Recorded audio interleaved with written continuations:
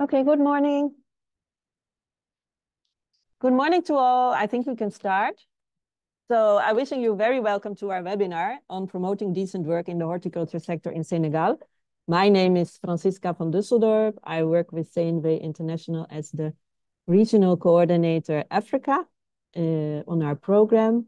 And we have conducted a study in Senegal on the horticulture sector, and we would very much like to share our findings with you this morning. So what we will do is I will first have a short introduction on CNV, who we are and what we do, and then we will dive into the research findings with Remco Rensma, who together with Nafifu did the study for us in Senegal. Then after that, around 50 minutes from now, we will have our Q&A session, so you'll be able to ask your questions, share also your own insights, and we will round up with letting you know about our next steps by my colleague Marjolein. Okay, so let me first introduce a little bit about CNV Internationaal. So please, next slide. Yes, our program at a glance. CNV Internationaal is a trade union from the Netherlands who has an international program in multiple countries in the world. Yes. And we intervene in Latin America, Africa, and Asia, and already over 55 years. And our main goal is really to improve decent work. So our agenda is all about decent work and fair work. To do that, we have chosen some value chains that we are working in. And you see on the screen, we have interventions in textile, especially in Asia, palm oil in Asia, and mining, especially in Latin America, sugarcane. The cashew and the horticulture are specific for Africa, not only Africa, but also for our program in Africa. So our program, which is called the Trade Union Cooperation Program, TUCP, which is financed by the Ministry of Foreign Affairs, we have 4 main result areas. First of all, social dialogue as a main objective and tool to work for proving decent work. Then we have international responsible business conduct, where we work also in certain value chains. And we are looking at youth employment and gender equality. So actually, CNV Internationaal also has evolved. And now we're really looking also to diversify our partners and our financing to promote decent work. As for our Africa program, the main financing is the trade union co-financing program, which I told you about, and also other activities with trade unions from the Netherlands who team up with trade unions on a specific sector in one of the African countries. So what about the value chains in our Africa program? So as part of the combination program Aid and Trade from the Ministry of Foreign Affairs in the Netherlands, we have chosen the mining, especially in South Africa, the cashew for Ivory Coast, and then the horticulture in Senegal. Yes, Siegfried, we can share the slides afterwards. We will do that. So what about our collaboration in Senegal? We have been together with a trade union partner in Senegal since 1997. So that's quite a long time, with UDTS, Union Démocratique des Travailleurs du Sénégal. And there we do work on all the 4 result areas: the social dialogue activities, responsible business conduct, youth employment, and gender. The type of activities that we do together, it can be research on collective agreements in a certain sector, or research on the value chain of horticulture, for example, we did now. It can also be training with trade union partners. We have had an extensive leadership training program in the past. We also have conducted training last year on human rights due diligence in value chains. We can provide technical support. And we have done a gender audit, participative gender audits with our trade union partners also in Senegal. Furthermore, we assist specific women and youth committees in trade union and also provide training for women and youth committees. We co-finance some activities in the action plan of the trade union, and also we team up in lobby and advocacy on important topics in Senegal. To have a few examples of accomplishments or things that we have worked on together with UDTS. Of course, the first one is increase in the minimum wage and also the minimum agricultural wage, which has been raised in 2023. That is really about lobby and advocacy. We also have assisted UDTS in the creation of social dialogue committees in companies. So meaning that employers and employees have installed a form of social dialogue amongst them to be able to discuss working conditions. Another example is focal points for the promotion of corporate social responsibilities in enterprises, and there are some examples there. We also have for our women empowerment program, especially for the informal sector, to assist in transformation into the formal sector. And as regarding to violence at work and gender-based violence, to assist women in a legal and psychological manner. And for youth, I can mention the University Outreach Program together with ITUC Africa, the International Trade Union Africa, on informing youth on their labor rights before they enter the labor market. Marjolein? Yes, I would like to ask my colleague Marjolein, she's our Program Officer Africa, to also give an example of a collaboration between a company and a trade union. Yes, good morning to you all. I would like to share an experience of a collaboration between a company and trade unions in Nicaragua in the sugarcane sector. We've been working now for about 6 years in the sugarcane sector in Central America. A very, very interesting example of this collaboration is the setting up of mixed committees in sugarcane companies in Nicaragua. There is, well, in order to have a better control about regarding safety and security at the workplace, the companies, the three of the four sugarcane companies in Nicaragua have decided to install these mixed committees, which means that there is a selection of staff from the company and a selection of workers who form committees, and every 3 months they carry out together an inspection of about the safety and security implementation in the factory and in the fields. In this way, they get to learn more about risks, and they have improved their protocol about safety and security at the workplace. And also workers are sensitized about safety risks. So it has been proven, it's a very positive step forwards of cooperation between the company and the workers. Thank you, Marjolein. Thank you, Marjolein. Yes, so back to horticulture. So why would you choose to investigate horticulture sector in Senegal? Well, there's a multitude of reasons. First of all, the significance of the workforce in Senegal, the number of people who are working and providing a livelihood for themselves in horticulture is quite extensive.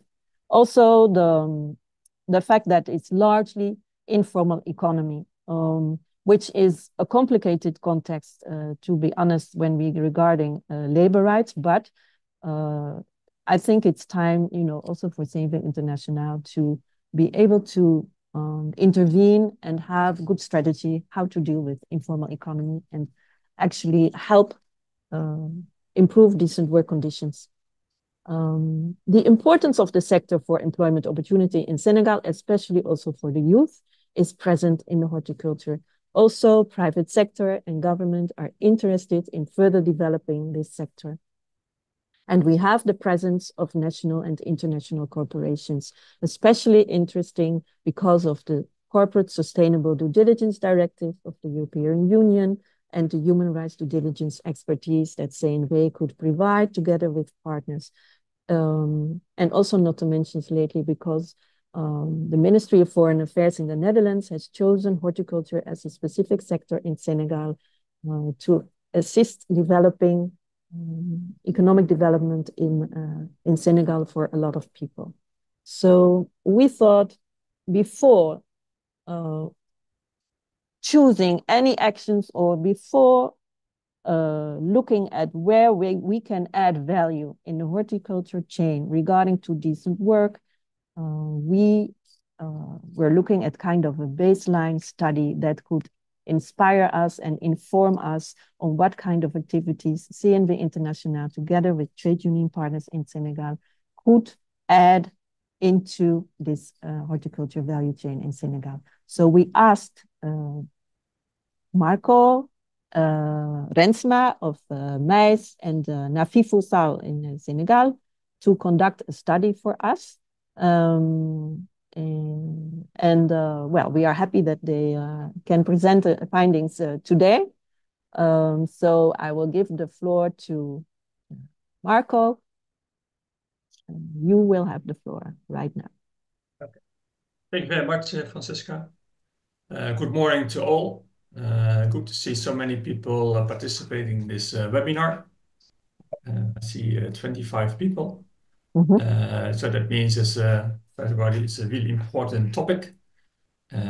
Also, for us, it's really interesting to show the result of our research. So my name is Mark Rensma. I'm owner of MEYS Emerging Markets Research. We are a international research company for more than about 15 years now. And we do a lot of research in North Africa and West Africa, primarily in Senegal, where we always work with our local partners. In Senegal is that Jean Boissy of Nafifu. He has a lifelong experience in Senegal and a wide network, which is very convenient for doing this type of research. As Francisca said, we did a qualitative research about decent work in the horticulture value chain in Senegal. And by my knowledge, I think it's the first time this type of research is done in Senegal. So what we did with our research is that first we tried to set up, say, a baseline of what is currently done around decent work in the horticultural sector in Senegal. So our context of our qualitative research, which we have done during the last couple of months in Senegal, is that Senegal has dedicated itself in going for food security, 100%, meaning no imports. So they want to have full food sovereignty, which is at the moment not applicable, especially not in horticulture. Many products are imported because of food losses, which doesn't cover domestic demand. So approximately the agriculture production in Senegal is around 3.4 million tons. That means cereals and fruit and vegetables, of which about 1.5 million tons comes from fruit and vegetables, which is an enormous increase from 15 years ago. So in that sense, Senegal made huge efforts last 15 years in increasing production. Around 90,000 households are currently active in the horticultural sector. providing 100,000 of employment to not only family members, but also non-family members, which they hire on a temporary or a permanent basis. And the vast majority of these farms and enterprises working in the horticulture sector are informal. That means they have no registration whatsoever, either in the trade register or in the fiscal or tax register. So in that sense, nobody knows exactly how many households are operating in the horticulture sector in Senegal. Only they can do it by counting during every 10 years a population census. So these numbers are based on the last population census of 2023. So the average size of horticulture farm plot in Senegal is less than 5 hectares, which is quite small. And this is a situation which hasn't changed during the last 20, 30 years. Of course, there are bigger farms, but less than 2% are farms that have a plot size of more than 5 hectares. To promote and implement decent work across the horticulture sector, Senegalese government embraced the decent work agenda of the International Labour Organization, the ILO. And ILO defined decent work, which is important to understand, as productive work for women and men in conditions of freedom, equity, security, and human dignity. So since 2012, the Senegalese government is promoting decent work through a decent work promotion program. They have, during the last 12 years, they had 2 programs. First run from 2012 to 2016. The first time there's really government action on promoting decent work across the entire sector, informal, economic sector, informal, and then in the formal sector. And the problem they had with this first program is there were no clear and measurable criteria written down, and therefore they couldn't also measure the results of this first decent work promotion program. And secondly, it was not really strongly connected to already ongoing national initiatives like the PSA, the Plan Senegal Emerging, in which Senegal is promoting itself to become a modern economy by 2035. So it was more or less a standalone program between 2012 and 2016, which didn't give the result the government wanted to on decent work. So based on lessons learned from this first decent work program, they designed a second program, which ran from 2018 to 2022, with 2 priorities. And one was promoting creation of decent work for men and women. And second priority was strengthening and extending social protection in the formal and informal sector, not only horticulture, but the entire economy. At the moment, so this ran to 2002. At the moment, results of this second program are not yet known. But based on our qualitative research, we think there is still a lot of efforts to be done to improve decent work, especially in the horticulture value chain. So what is the current legal framework for decent work in Senegal? Well, there already is a National Labour Code since 1997, which is applicable to all employees across every sector of the economy. This one. Secondly, there is a legal minimum wage, as Francisco already mentioned. And for the agriculture sector, it's called the SMAG, SMAG. And the non-agriculture sector called the SMEIG, the SMIG. And they in 2023, they increased it to an hourly rate for the non-agriculture sector of around 370 franc, or just over 50 euro cents per hour, or a monthly rate of around 98 euros for a 40-hour maximum working week. And in the agriculture sector, it's around 236 franc per hour, or 36 euro cents. With a maximum number of working hours set at more than 2,000 hours per year, because there are no maximum weekly hours mentioned, also not in the labor code, because it depends on the horticultural season. So more or less, you're not allowed to work more than these 2,352 hours per year in the agricultural sector.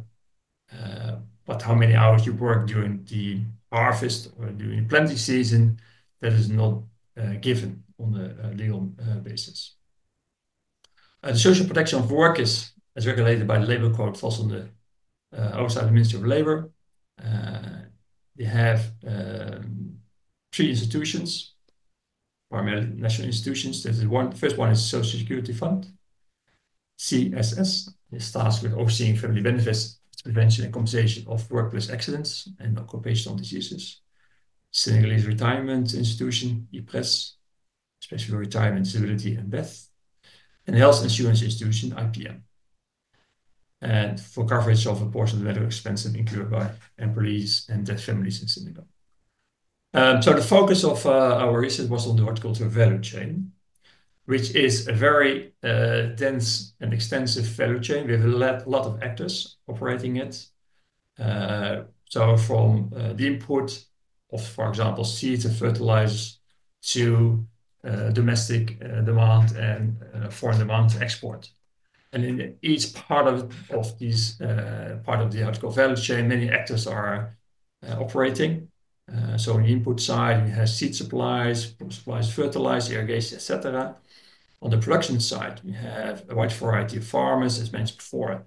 The vast majority, around 98%, are small-scale farmers, and the rest is large-scale farmers. Small scale is less than 2 hectares, 10 hectares. Then we have post-harvest activities, for example, like cold rooms, a storage facility. In Senegal, is one of the main issues in this horticultural value chain is the lack of cold rooms and storage facilities, which result in massive food losses. Approximately between 10% and 70% of food produced is lost. Will never arrive to consumer, which is a major issue, especially because caused by lack of cold rooms and storage. So many of the farmers, but also traders, cannot store their products. Then we have the processing and packaging actors, local food industry, but they're also operating for the export to, for example, Europe, especially in mango, in which they export fresh, but also dried mango, green beans, important product in cashew nuts. Then we have the marketing channels and logistics, so it means traders. Most of the farmers deliver their goods not directly to the consumer or the market themselves, but they sell to traders. All small traders, called the banabana or coxeur. These are interim traders. They go to the farm, buy the product, and bring it to the market. Either they sell it to wholesalers, retailers, some will do it to consumers, but primarily to wholesalers. There are also, of course, transport companies working in Senegal in the vertical value chain to transport the goods from the farm to the markets. Then domestic demand consists of local consumers, retailers, wholesalers, and there's a small increase in the size of the supermarkets, especially in the large cities like Dakar and Niayes.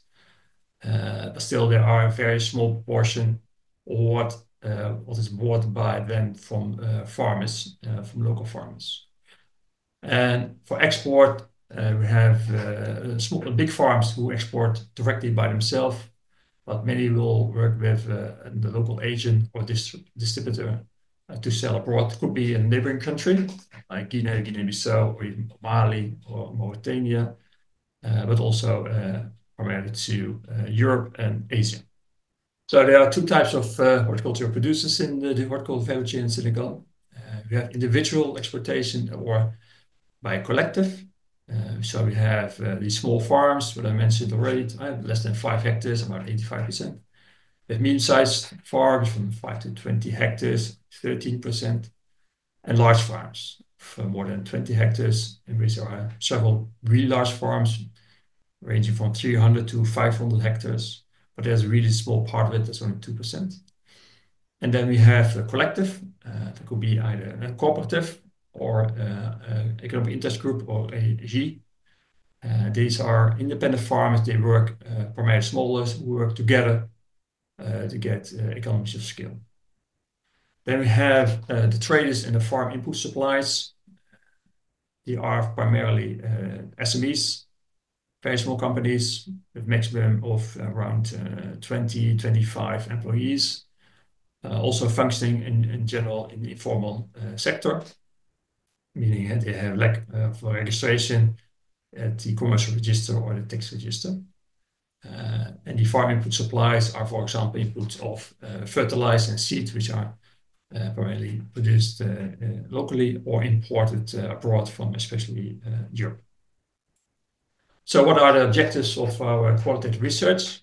So the primary aim of this research was to get an analysis of the horticultural value chain in Senegal, to see where interventions can be done on promoting decent work within this horticultural value chain. And as the horticultural value is quite broad, we narrowed it down to 5 subsectors, which are onion, tomato, green bean, mango, and the cashew nut subsector. And this selection was done in those days with various stakeholders doing an online meeting in June. And we looked at several criteria in terms of volume, production volume, and employment, and the significance for the export to the Netherlands. The findings of our qualitative research can also assist CNV in selecting local participants to promote and implement decent work in these 5 horticultural subsectors. I'm not sure if you can see the table, but these are a table of all the main fruit and vegetable produced in Senegal during the last 6 years. So we selected onion, industrial tomato, green bean, mango, and cashew nut. As I said before, based on the criteria of ability to sustainability create quality employment, also be sustainable in relation to the fluctuation of overall demand, presence of domestic international cooperation, and significance of the workforce. And together these 5 sectors count for about 40% of horticultural production in Senegal, provide 100,000 of employment, especially in rural areas. So which type of methodology we choose for the qualitative research? So we had investigated several main players, main actors in the horticultural value chain. These are the farm input suppliers, the farmers, both small scale and large scale, the traders, the trading companies, some exporting companies, and also we investigate importing companies who do import directly from Senegal, especially horticultural products like green bean or mango. And for the type of methodology we choose, also interviewing individual workers, so not only the owner employers of these companies, but also workers active in the horticultural value chain. We approached workers at small farms and large farms who were active at the moment. And we gathered the information, our data, during the period of June to September, which was a challenging period for our field team because of the rain season. So many companies are closed or are lower inactive. But at the end of the day, we selected a lot, and we think a representative group of people for our research. We did interview face-to-face with the reporter, and we administered by the interviewers a questionnaire. So each actor get his own questionnaire. So we developed 5 questionnaires for these 5 different actors in horticultural value chain. For selection, we did a non-random self-selection sampling method. As mentioned before, because the horticultural sector is operating in an informal economy, nobody knows exactly how many companies are there. So at the end of the day, you have to do a non-random sampling.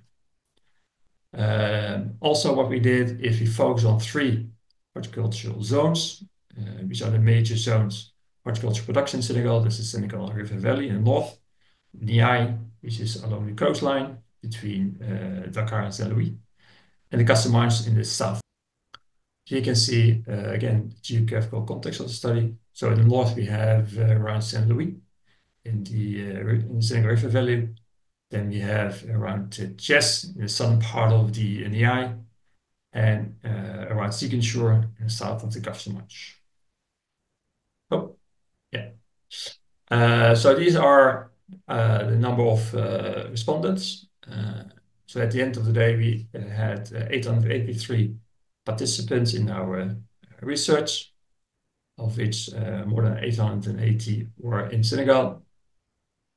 Primarily, we interviewed farmers, meaning the owner of farm plots, in the 3 different zones, over 250.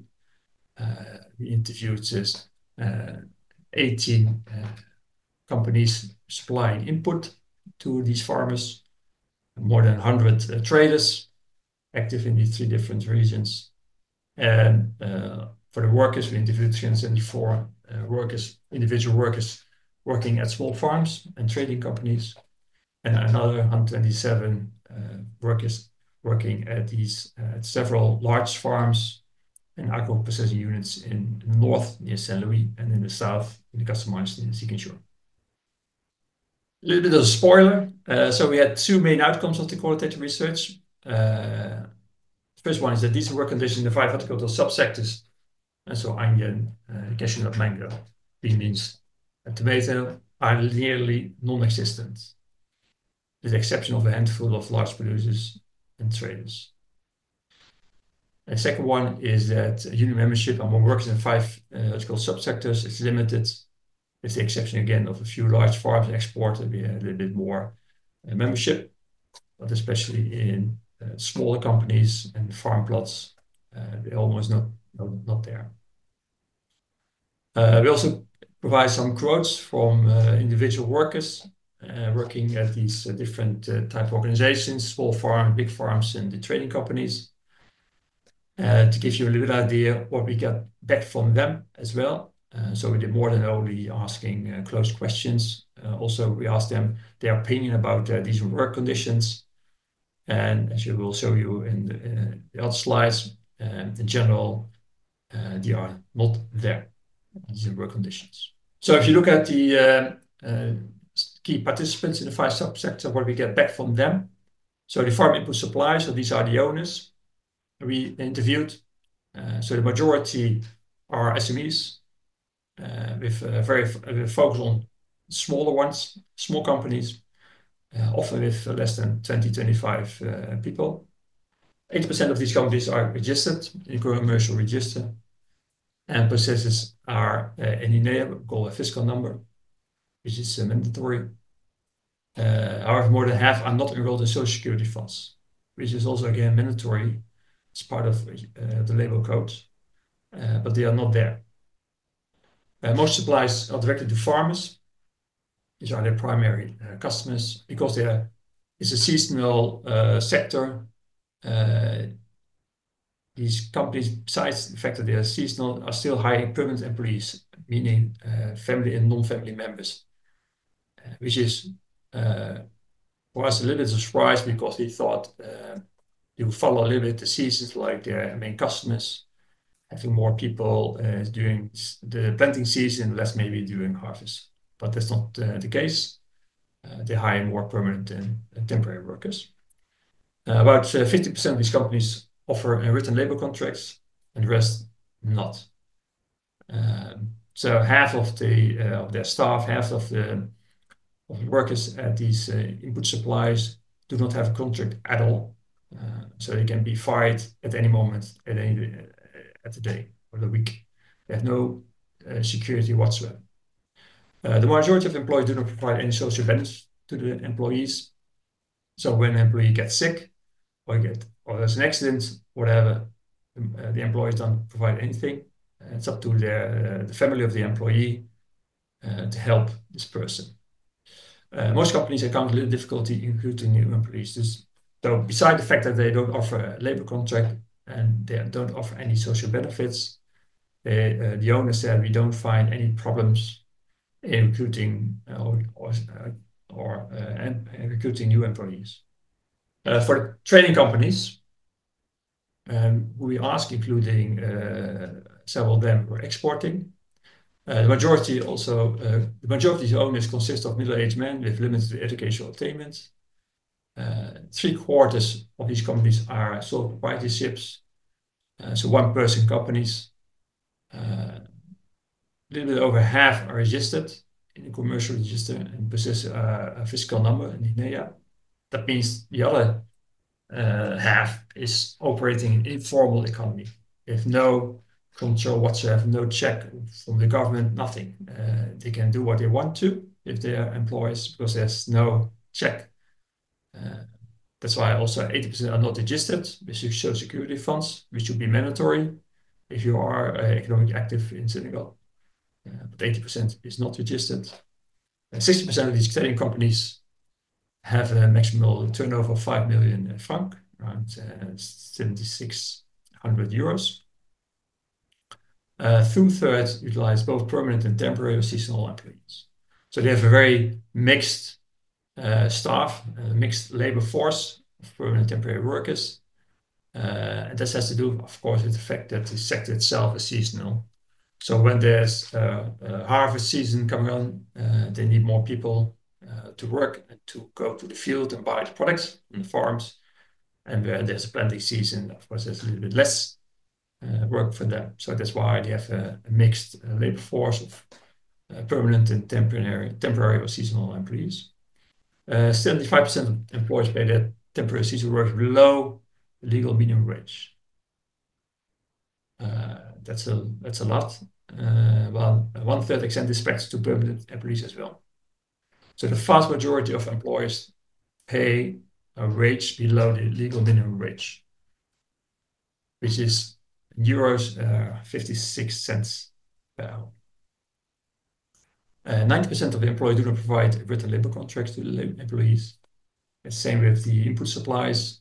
No written labor contracts means they're hired orally and they can be fired very easily. There's no social security whatsoever. In addition to food and beverages, most employees do not provide coverage for transportation, medical care, housing, energy, or training expense for the employees. So if something happened to the employee or he wants to develop his knowledge, he has to pay from himself or from family members.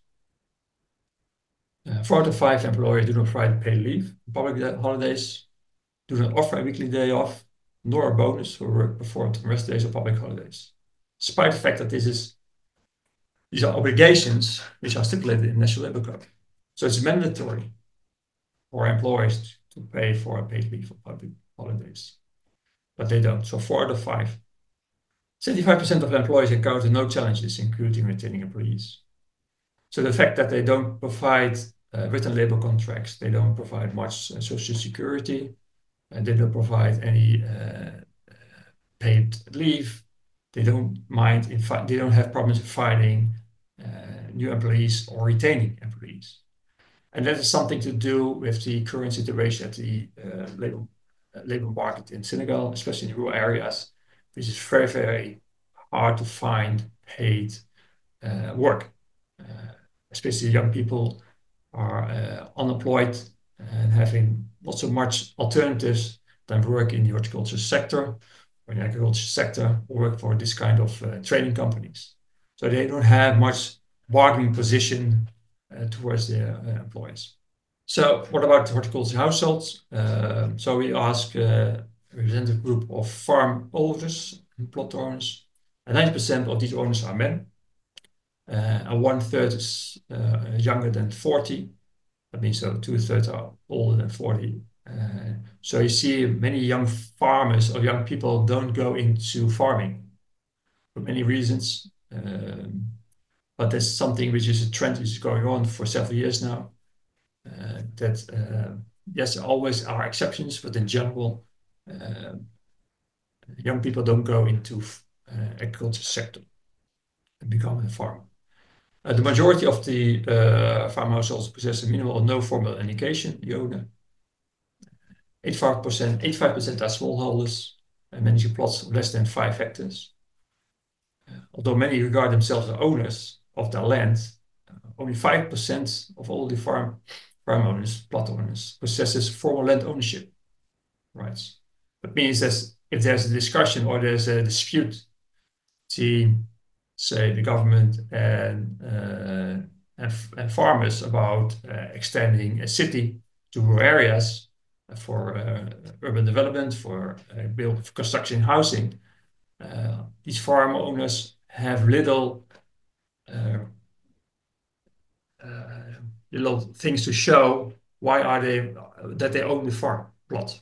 Only 5% has formal land ownership rights, and that is a big problem for many of the farmers. So there's a lot of risk involved in starting to invest in a farm. 80% of owners engage paid workers, regardless of whether they are family members. So in a sense, it's the vast majority pay their workers. So that's the good news. But what they pay is below the legal minimum wage. A big number of these workers, non-family workers, are internal and external migrants, and they are primarily employed as seasonal casual laborers. And these seasonal employees typically receive monthly compensation, whereas casual workers are paid on a daily basis. And as mentioned, what they get paid for is below the legal minimum agricultural wage, which is around 36 euro cents per hour. Near all owners are unregistered with any social security system. So their employees have no security whatsoever. There are no written contracts. There is no social security, also not for retirement. When they get sick or get injured or get something else or get fired, whatever, there are no backups. There's nothing provided by the employer. So it depends on the family members of these employees. These are two columns which you see here are on the left side, workers being interviewed at small farms and small trading companies. And on the right side, you see the result from workers being interviewed at large farms and agro processing units. And there are some differences, but in general, we see a lot of dissatisfaction among workers at both type of farms and companies about decent work. Most of them don't have a written contract. Many of them are paid below the legal minimum wage. They don't feel that they get respect from their employer. So they work really, really hard for the employer, but they don't get much in return. Professional development is not there for many of these workers. There's little to no training provided.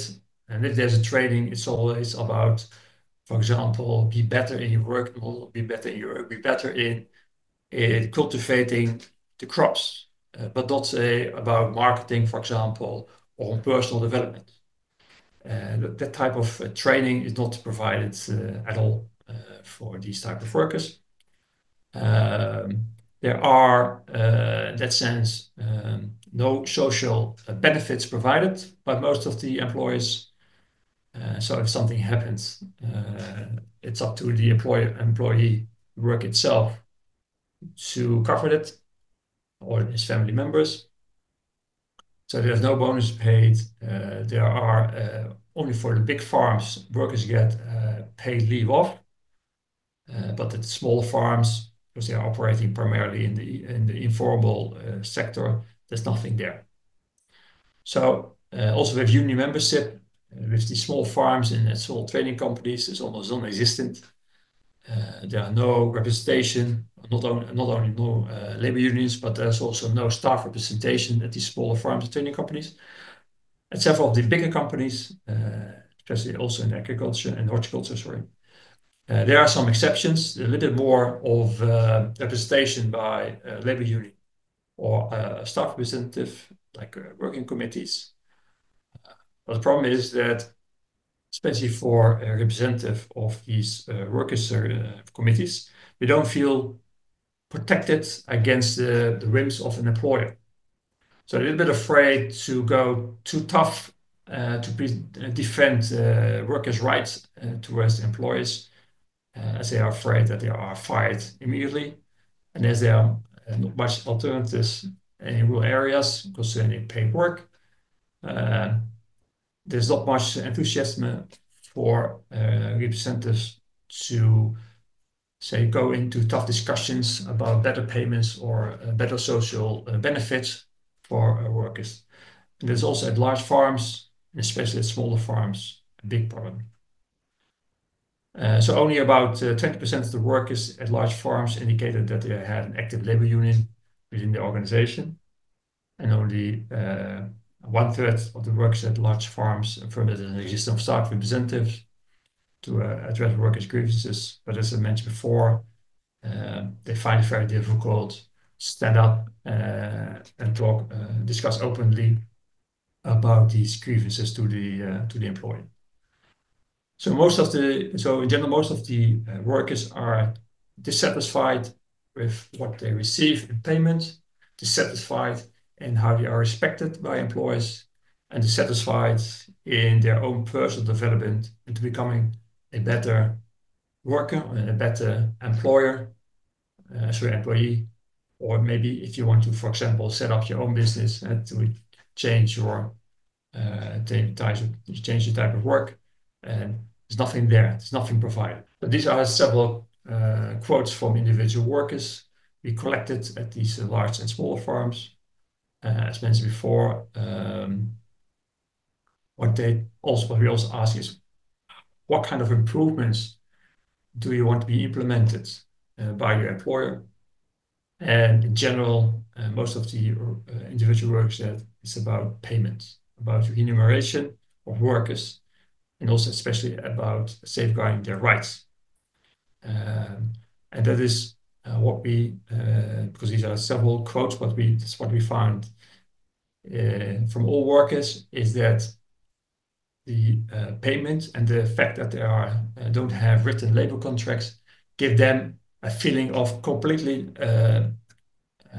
that you are completely not protected, say, against the whims of the employer, and that you can be fired at any time. And if you are fired, it's very difficult to find alternative work in the rural areas. So that's why most of the workers stay at peace and say, okay, this is it. But they really want to change, but they don't know how. So these are the general conclusions of our research. So these work is defined by the ILO. Human rights priority on Senegal's political agenda. As mentioned before, there are these two programs which was developed the last 12 years. However, potential outcomes thus far are primarily confined to the modern non-agricultural farming sector, especially in the big cities like Dakar. The 5 horticultural subsectors are key to the socio-economic development of rural areas in Senegal. They provide many people employment and income. In general, the horticultural value chain functions informally.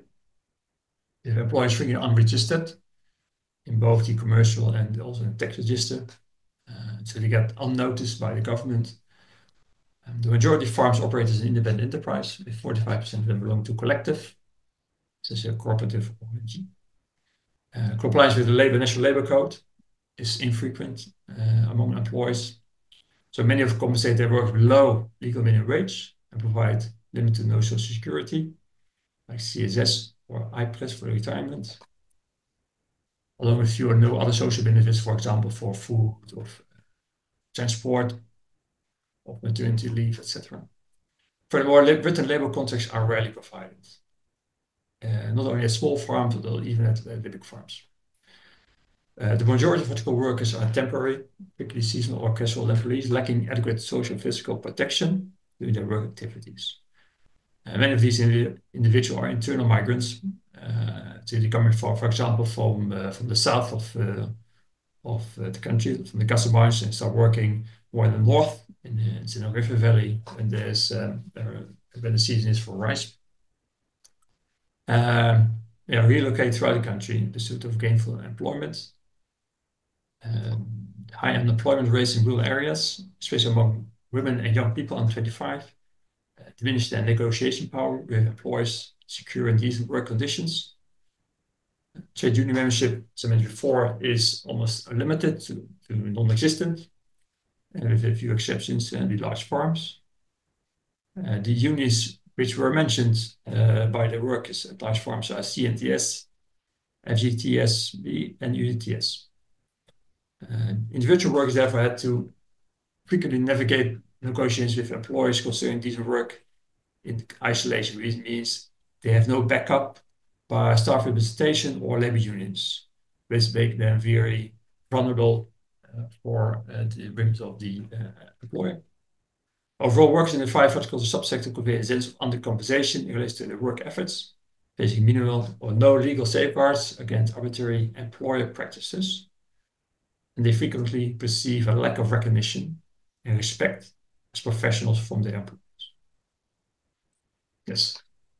There's a final slide, recommendations to CNV. So how to promote and implement this work across 5 horticulture subsectors? Well, in fact, what we're talking about is about formalizing the informal. Because when companies, organizations operate in the informal economy, they are not visible. We don't know, nobody knows, the government doesn't know, nobody knows where they are, what they are doing, what do they provide, type of contracts, what do they pay the employees, what kind of social security, do they offer at all social security? So it's very difficult to check them. So registration in the commercial tax register should be mandatory for all. And in this case, if you do that, it is possibility to have good discussions with these organizations, because you see they are there, you see what they are doing, where they are located, etc. How many people are working, who are the owners of these organizations. If that's not possible, if, for example, so they are like now operating in a informal economy, it's very difficult to get into discussions with organizations which are really non-existent because they are not registered.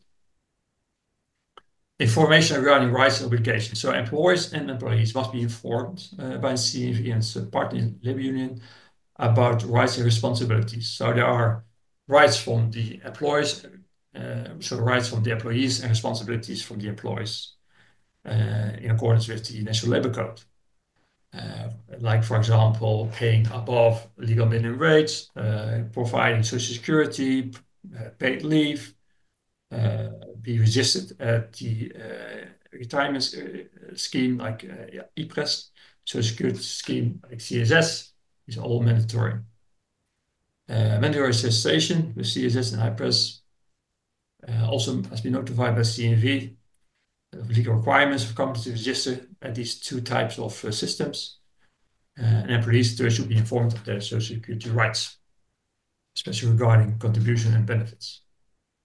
Enhance the visibility of unions. CNV and its partner unions should enhance the visibility among the horticultural workers by clearly articulating their role and significance of membership in safeguarding workers' rights. To do so, CNV and partner unions should establish small offices. These key horticultural regions, like the Casamance, Niayes, and the Senegal River Valley, that could facilitate discussions regarding workers' concern and decent work conditions. Collaborate with horticulture collective associations, because it's such a big sector across the entire country. Even if you focus on these 3 regions, there's still a lot of each individual small farmers, which is very difficult to interact with each individually. So it should be better to work together with horticultural collective and associations. And there are at the national, at the regional, at the local level, many organizations active already in Senegal. For example, AUNN, Association for the Market Gardening Horticulture in Niayes, or the Federation for Market Productions in Niayes, or APOV, which is Association for the Production of Onions in the Senegal River Valley. Working together with these kind of associations and collectives, you get in direct contact also with their members. So that's a good starting point for CNV and Spartan Union in promoting and implementing decent work. Verification of adherence to the statutory minimum wage. So in cooperation with Senegalese government, we advise, recommend CNV and Spartan Union to ensure that employees adhere to legal minimum wage, because at the moment, the vast majority doesn't do it for the employees. And conducting regular field visits to engage with both employees and employees, facilitate the enforcement of these standards. As last but not least, advancing optimal horticultural practices. So we recommend it's essential to illustrate to employers that this work is advantageous for both employees and companies.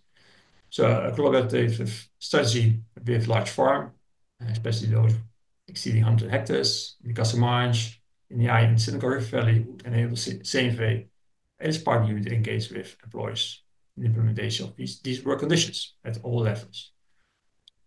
We would recommend to refrain from naming and shaming tactics, as we think it would prove be counterproductive. We think it's better to have a constructive approach. So I think also more effective in promoting, implementing decent work across the 5 horticultural subsectors. So thank you for your attention, and back to you, Francisca.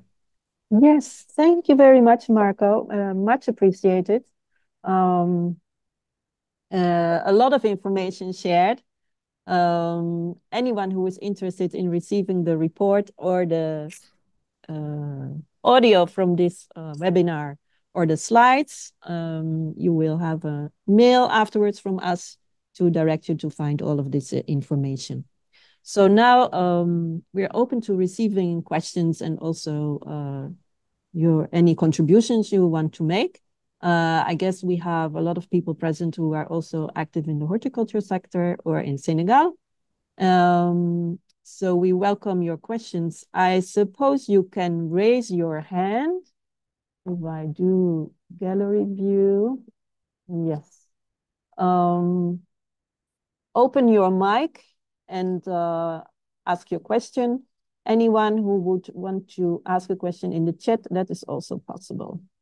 So it can be a question, of course, about the study to our consultants who are present with us, or any questions to CNV about our interventions or thoughts on that.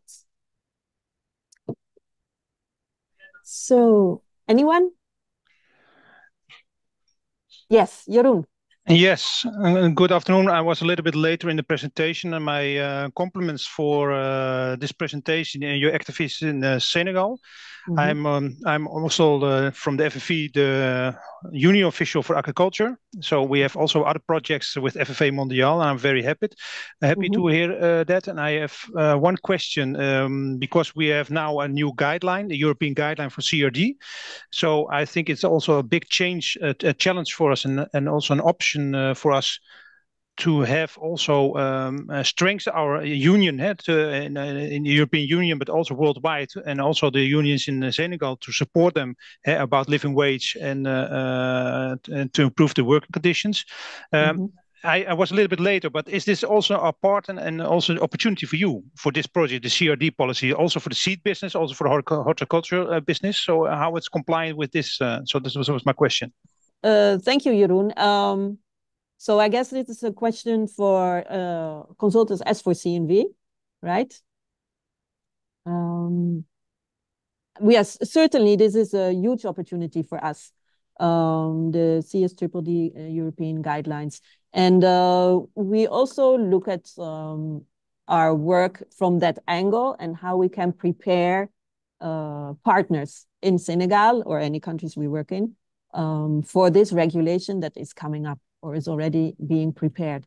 So especially when there is linkage with European markets, Dutch markets, right?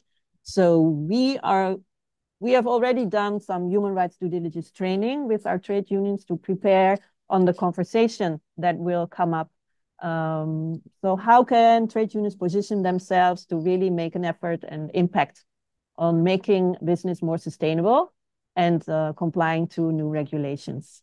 Yes. Thank you for the question. Anna, you raised your hand. Yes, thank you. Thanks a lot for the presentation. I'm still struggling to find the language as well, but hopefully it will do for now. I was wondering if for Marco, could you please tell me a little bit more on European businesses in horticulture, like the link with European or Dutch businesses and how they engage there? Thank you. Yeah, so that's a good question, Anne. So the main export products of the horticulture sector from Senegal are to the Netherlands or Europe, but we focus now on the Netherlands, are green beans, mangoes, and also cashew nuts, although cashew nuts also go with a roundabout through Asia to Europe because then they are processed. And tomatoes. And finally, also onions, but then not much. So primarily, we focus on the green beans and the mangoes. And what we noticed that the topic of decent work is quite a delicate topic to be discussed by importers. I found that strange because they all say we are doing our best in Senegal. At the same time, they want to be completely anonymous in what they are telling us, if they want to tell us, because many of them we contacted didn't want to talk to us. So that is a little bit of an issue in the sense that it was very difficult to get Dutch importing companies behind the microphone. Yeah, there are limited numbers, so there are not many importing companies, Dutch importing companies from importing horticulture products from Senegal. So companies who we talk to, they all abide by EU regulations. And when they look at decent work and living wage, they have a little bit of a different discussion, different approach of what it is. They say when we can offer, for example, permanent contracts or contracts for at least 10 months a year, because many of them are not only producing green beans, so they work together with large farms. So they only not doing green beans, but also mangoes, etc. So they have, say, a production cycle of at least 10 months. So we provide contracts for 10 months, which is already more than what's normal in Senegal, because what I said is primarily seasonal or temporary work. So that's about 3 or 4 months. We offer them a contract for 10 months.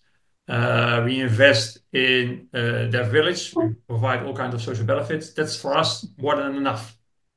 That's how we perceive these work. So a little bit a different approach they take than say this is the living wage. It has to be that number. So it's more like a package they provide to their workers instead of saying, well, we have to pay twice the legal minimum wage for a number of months or a number of weeks. So they say, well, we provide a package including a longer type of contract, and which is normal in the market in Senegal. Okay, thank you, Marco. Yeah. I see another. Yeah, thank you very much, Marco. I see another hand raised from iPhone Buza. No name. Maybe you can introduce yourself. Yes. Yes, thank you very much. It's Elise Antoine from the Dutch Embassy, economic advisor in Senegal. Thank you, Marco, for the presentation and the information shared. Really important for us at the embassy, of course, to have those info. And it's my question is linked to the previous question, so it's a good bridge, I think, regarding the private sector, because we also work with them a lot at the embassy level. You mentioned some of them in the recommendation, and we were a bit skeptical about it, as you mentioned now that they were not so easy to approach, etc. So we were wondering did you request them to agree to be named as in the recommendation? Do you think that they will be open for dialogue? What's the follow-up for the recommendation? Because to be honest, I really looked at this part because I think that for the information part, we are at the embassy level, we are quite aware of the situation is, but we are really interested on how to improve it with you and CNV. So yes, the question is mainly related to the big companies' name, also Dutch companies involved, and how did they agree to be named? And yeah, how to make this a step further in the recommendation part. Thank you. Thank you very much, Elise. Yes. So maybe, Marco, you want to respond? Okay, go ahead. No problem. Thank you, Elise. Good question. So, no, anonymous. So we promised anonymous to all our respondents, individual workers as well as the employers, because also many individual workers are, not all, but many are reluctant to talk openly about decent work and decent work conditions. And that's what I said, is all has to do with the fact that there are not many alternatives, especially not in rural areas, to have a paid work. So they are really afraid that if something comes out, they get fired if it's linked to, for example, to what they said. Regarding the employees, so we talked to workers at several big farms in Senegal, and those names are mentioned in the report. So workers at these big farms also have what we thought more protection, but it's not the case. So also they are confronted with lack of written labor contracts, lack of social benefits. Yes, there's a little bit more of representation by a labor union or working committees. But at the end of the day, these working conditions, even at the big farms in the north and in the south and in near TS, they didn't pick up the telephone, unfortunately. These conditions are not much better. And so these are farms exporting also to the Netherlands. So that's what I say about this Dutch importing company. They say we define a living wage differently than, for example, point a number to it. So it's more like a package. That's what they informed us. You look at more like a package. But if you talk to individual workers at these farms, they want especially a higher wage because that's the main issue they discussed with us, what they said to us. So at the end of the day, it's especially about two things. What they're looking for is higher wages and a written labor contract, which is connected more to social security. Because now they feel they are completely unprotected against whatever decision is made by the employer. Yeah. Maybe I can also add to it. It is not uncommon that companies are a little hesitant to receive CNV Internationaal or researchers from us who are connected to the trade union or the labor union. So our approach, we always say, is really to look for possibilities to have a constructive and inclusive social dialogue. So like Marco said also at the end, we are not looking for shaming and blaming or telling everything that is wrong. We know that there are issues, we know that there are challenges and everybody is aware of it. It's just we are willing to find a way, how can we improve this together? So we are absolutely, there's also a question in the chat on what is the chance of social dialogue in horticulture in Senegal. I think that is a question for all of us who are active in Senegal. How can we improve on social dialogue in Senegal in the horticulture sector? Because I think that is a really good entry point to discuss issues like this from the employer side as from the employee side. Include workers and employers in social dialogue to address those issues from both sides and come to agreements, collective agreements. Okay, Dick de Graaf. Yes, FNV Netherlands, please. Thank you, Francisca. The question about the social dialogue was mine. So good. Yeah. I was just wondering, also within the FNV, we have great emphasis on social dialogue in different countries. And in the agricultural sector, it's very difficult. Well, Jeroen might know about it himself. But might it not be a start to address the Dutch companies involved, if they are willing, together with this embassy and the Dutch government, to start a kind of social dialogue? In the report, it was mentioned Rijkswaan as one of the seed suppliers. That was a name given in the report. Another name, which is very important, was not given in the report, but easily to find out via the internet, is Beemsterboer or JPB. It's one of the major importance in Holland of agricultural products from all over the world, and they are also active in Senegal, especially in the onion sector. So isn't it possible for the CNV to address these companies in Holland if they are willing to start a social dialogue in Senegal with their embassies? That's my question. Yes. Well, it's a very good question, and I would like to say yes, we are ready and willing to, to have this conversation. We absolutely do. Yes.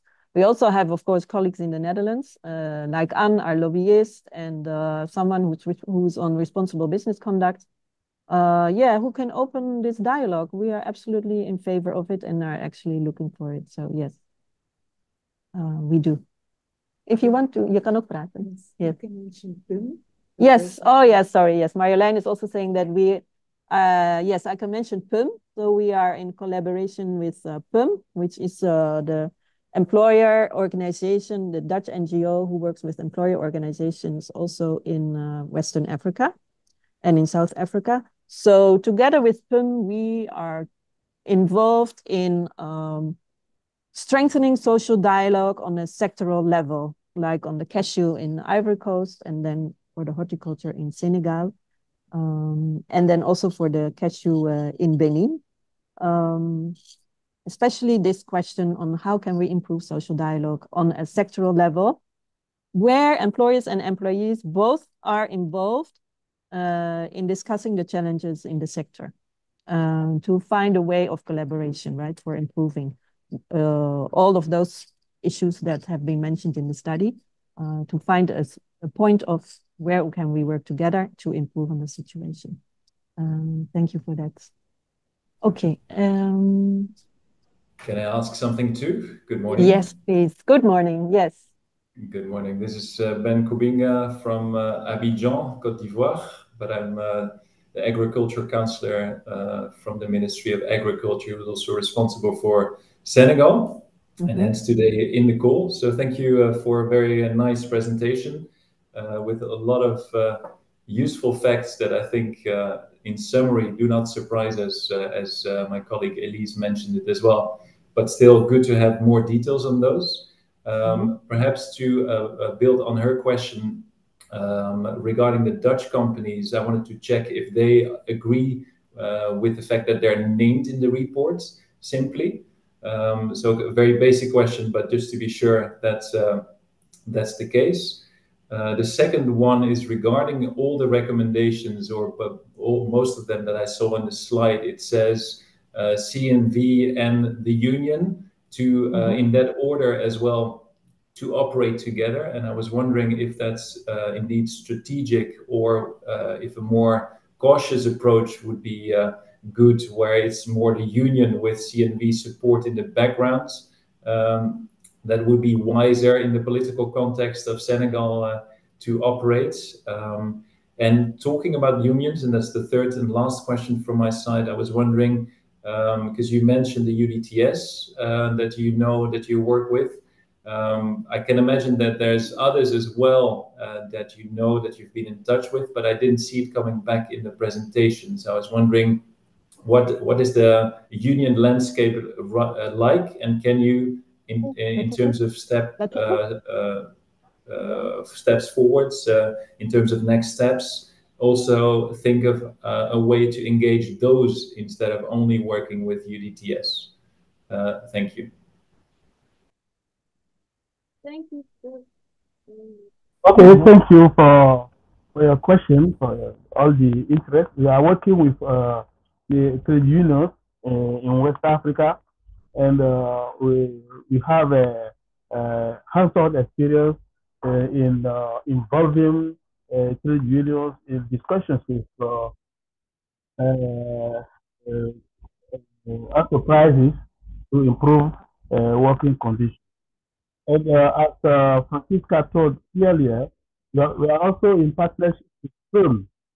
And in the frame of this partnership, we already conducted a regional workshop in Africa with both patronat and trade union, and we are about to set a social dialogue program, common social dialogue program. So we know that it will not be easy, but we are getting prepared to do it, and we already plan also a workshop with all the stakeholders involved in the sector to discuss the results of our study and to jointly develop strategies to improve the situation.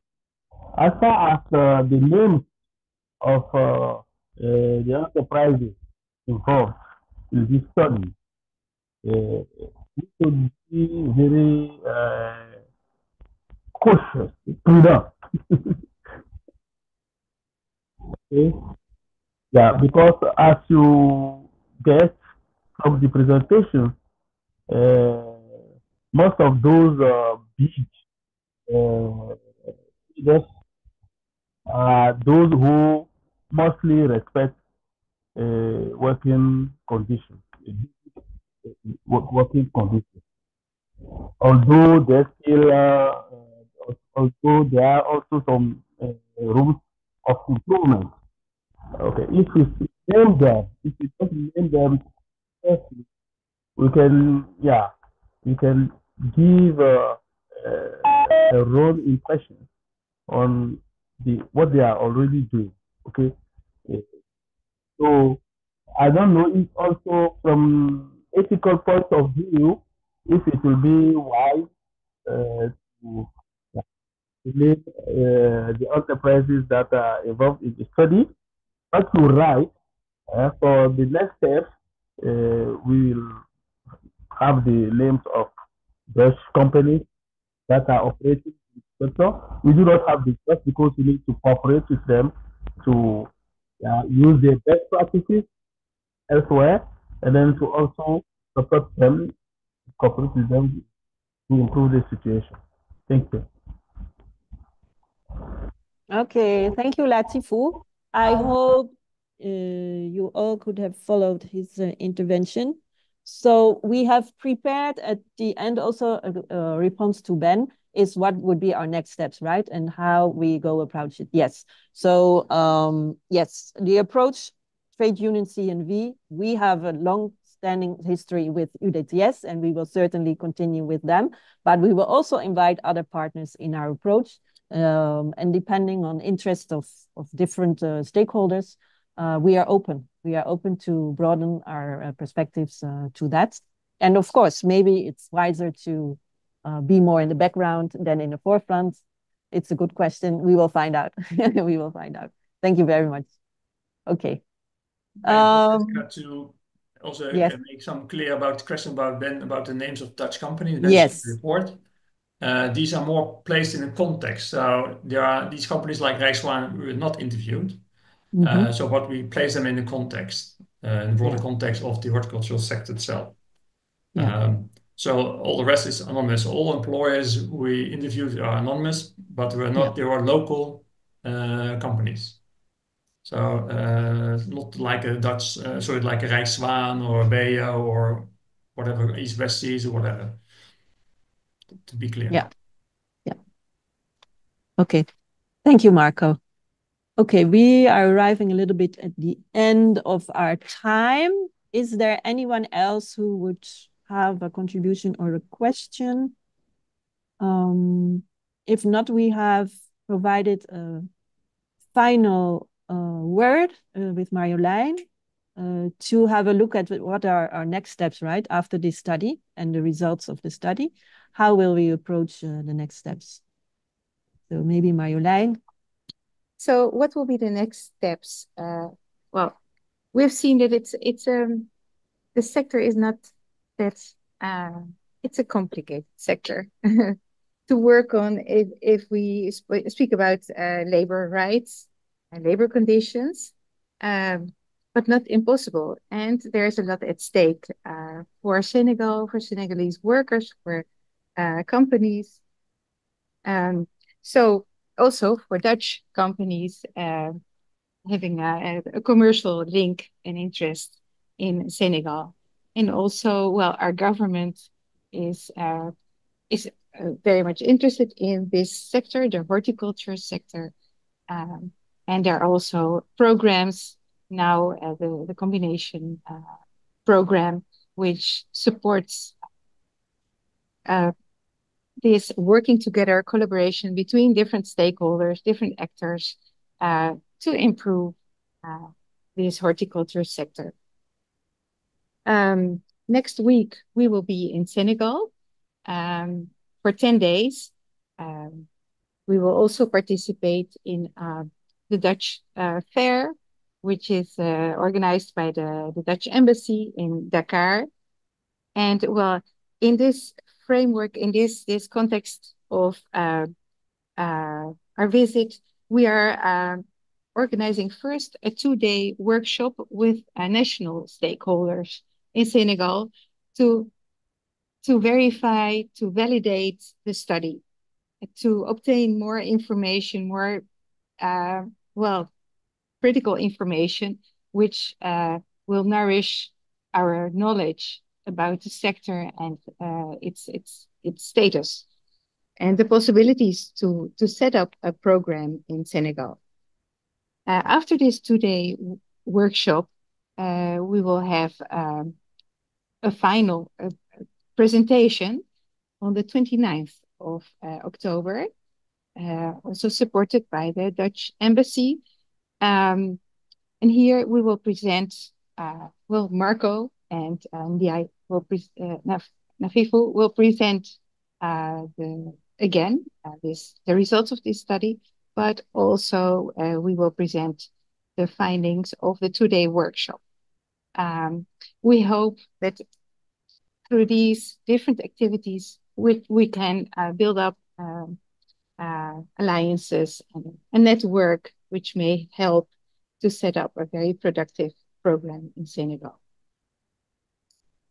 So this is it for now. It is a start of building up relationships. And we thank you all who have been participating for your questions, your remarks, your critical observations. It is all a very useful input for us. We're open for any collaboration, any suggestions. We think we have to work together, as in West Africa is a good expression, on est ensemble, and that's how we feel. Together we have to work on this and make it a success. I want to thank you as participants. I want to thank Marco for his presentation, the translator, Angel, and Leon, our technician. Thank you very much, and hope to see you again in the next meeting, in a live meeting or online. As said by Francisca, you will all receive the recordings of this online meeting and also all slides which have been presented. If you have any doubts, any questions, please contact us, and we're happy to be in touch. Thank you very much. So bye, everyone.